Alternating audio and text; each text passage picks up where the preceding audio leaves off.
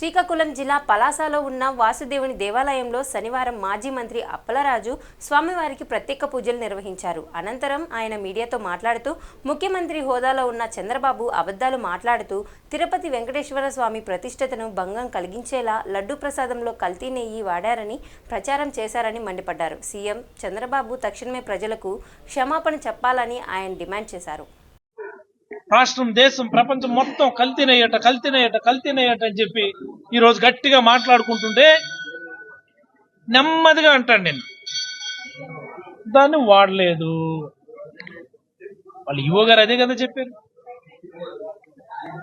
గట్టిగా మీలాంటి ప్రెస్ వాళ్ళని చంద్రబాబు గారిని అడిగితే అంటాడు ఆ 4 ట్యాంకర్లని వాడలేదు, ఇంకా వేరే అయినా వాడుండొచ్చు కదా, ఇంకెక్కడైనా వాడుండొచ్చు కదా. ముఖ్యమంత్రులు మాట్లాడేనా ఇవి?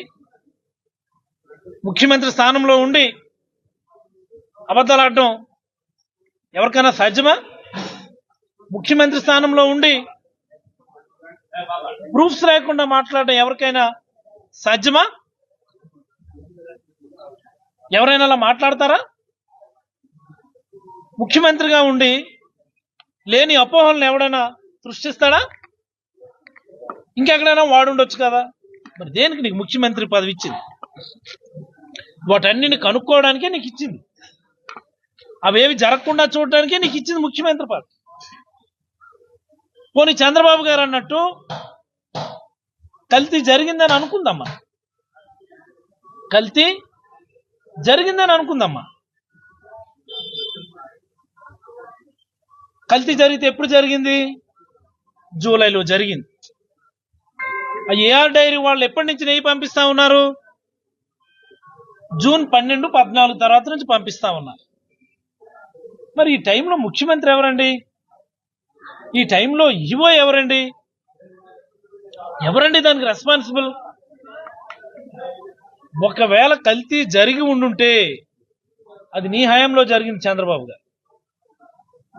ఒకవేళ కల్తీ నెయ్యి కానీ వాడి ఉండుంటే మీరు నియమించినటువంటి ఈవో శ్యామలరావు గారి ఆధ్వర్యంలో జరిగింది.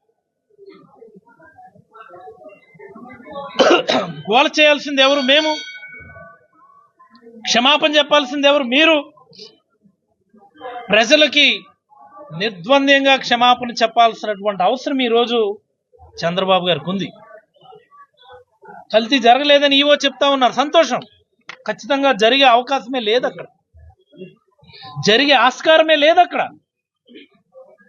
కానీ నిజంగా చంద్రబాబు గారు చెప్పినట్టుగానే జరిగి ఉండుంటే దానికి రెస్పాన్సిబుల్ పర్సన్ చంద్రబాబు గారే, దానికి బాధ్యత వహించాల్సింది చంద్రబాబు గారే, క్షమాపణ చెప్పాల్సింది కూడా చంద్రబాబు గారే. ఈ సందర్భంగా ప్రజలందరికీ కూడా మనవి చేసుకుంటా ఉన్నాం.